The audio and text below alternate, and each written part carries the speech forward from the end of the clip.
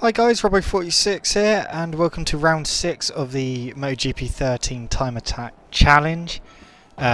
Those of you that have been with my channel for a while now will know that I usually do these videos on the Saturday of a MotoGP weekend. However, unfortunately, my internet is down at the moment and I've been having to use the open Wi-Fi, which is slower than a dead slug. And yeah, so unfortunately I've had to do this one today, but with this I will also do the race results for yesterday's MotoGP race at Mugello. So yeah, those of you that don't know what the hell I'm talking about, the Time Attack Challenge which I do is basically 5 flying laps, and whatever your quickest lap is, that's your quickest lap in those 5 laps. No cutting corners or anything, especially on this circuit when we come to the chicane right near the end. But if you guys want to get involved, if you don't know the rules already, I'll leave them in the description. But yeah, if you do want to have a go at this, just either record your fastest lap and do a video response, or send it to me, inbox me on YouTube, or take a screenshot and send that to me on YouTube. But anyway, I'll get on to the race results and analysis for yesterday's race, which, what a race that was, guys. If you saw it, hopefully you'll agree it was a really good race. I enjoyed it anyway. It was a great battle between Marquez and finally Lorenzo found something. So without further ado, off the line, Iannone was quick off the line. He's been doing so well this weekend. He qualified second and he led the race for a little bit, and then Marquez got past him, but then Iannone put up a really good fight, especially coming off the straight into the first corner. Iannone's bike is the quickest bike in a straight line at the moment. He managed to clock 217 miles an hour on Saturday during qualifying, or if you're in kilometres, 350 kilometres an hour, which, yeah, it's pretty brisk. So yeah, he gave Marquez a little fight, outbraked him a couple of times into the first corner, and he battled with him a bit. Lorenzo started off well. I think actually he led pretty much from the start. Got past Iannone and then had a little bit of a gap, and then Marquez, when he eventually stopped playing with Iannone, started to hunt down Lorenzo. Rossi had a lot of work to do from where he was. He qualified 10th, even though he's only half a second behind Marquez. But he started battling his way through the pack.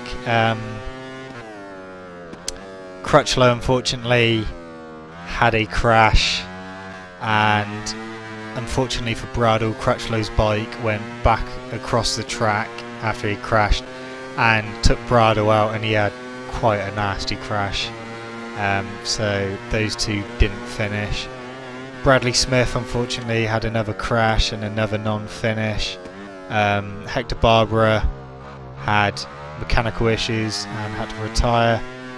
Michel Fabrizio, not actually sure what happened to him, but he didn't finish. Yeah, so a great battle between Marc Marquez and Jorge Lorenzo.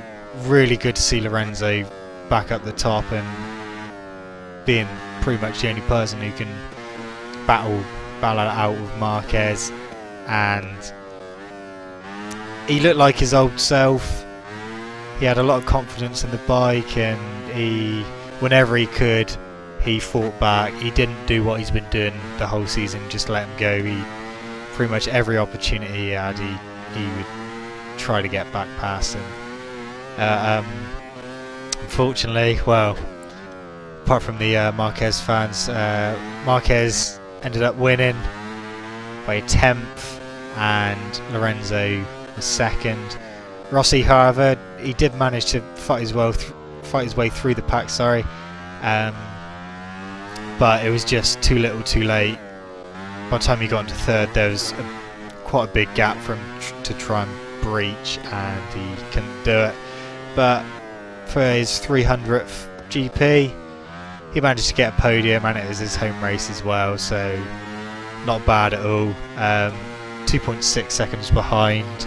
He was closing down Marquez and Lorenzo because they were fighting each other and slowing each other up, but just not enough. Pedrosa, a bit of a quiet race, to be honest. I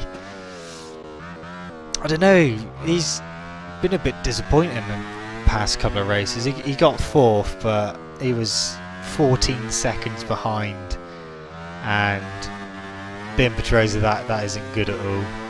But so I don't know what's going on with him at the moment. He's just not doing his usual self. Paolo Espargaro, good finish for him. He got 5th. Dovizioso, can't even speak now. Dovizioso got 6th. So top Ducati for him, 17 seconds behind. Iannone was 7th. Only a couple of hundredths behind Dovizioso. Bautista, what can we say about Bautista? Not a lot really. He got 8th, and that's all I'm going to say about him, because he's just, I don't know, I don't think he deserves his ride anymore. Alicia Spargaro got 9th. He was 41 seconds behind. Really disappointing from him. I was expecting a lot more from him from this season, but that's the way it goes. Yoni Hernandez, first top 10 finish for him in, I don't know, he might have had a top 10 finish before, but it's his first one in a long time anyway. He was 45 seconds behind the lead. Michele Pirro was 11th. Carol Abraham was 12th. Scott Redding, 13th. Unfortunately not the top open Honda as Carol Abraham was. So a bit disappointing for Scott. It was literally 8 thousandths of a second behind Abraham, so it was close. But unfortunately for Scott, he didn't get it. Hiroshi Ayama was 14th. About a second behind Scott Redding. Colin Edwards 15th. I know Colin Edwards is retiring at the end of this season, and for me, I think it may be a couple of seasons too late, to be honest. I think he could have retired a bit earlier, but he's definitely not doing much at all this season. He got the last point position, 15th. Michael Laverty 16th, Brock Parks 17th, and Mike DeMeglio, who I have no idea how the hell he even managed to get in a MotoGP, finished 18th. 1 minute 37 seconds behind Marquez. So that kind of tells you a lot about his talent, to be honest. And I've been through the non-finishers. Next round is at Catalunya, which will be a good race, I'm sure. I mean, Lorenzo's going to want to win there, Marquez is going to want to win there, and Pedrosa is going to want to win there. 3 top Spaniards fighting it out in Spain, and obviously Rossi has shown how brilliant he can be there. So that should be yet another good round. Anyway guys, that's the end of my 5 laps. As always, I'm going to finish with burnouts and donuts and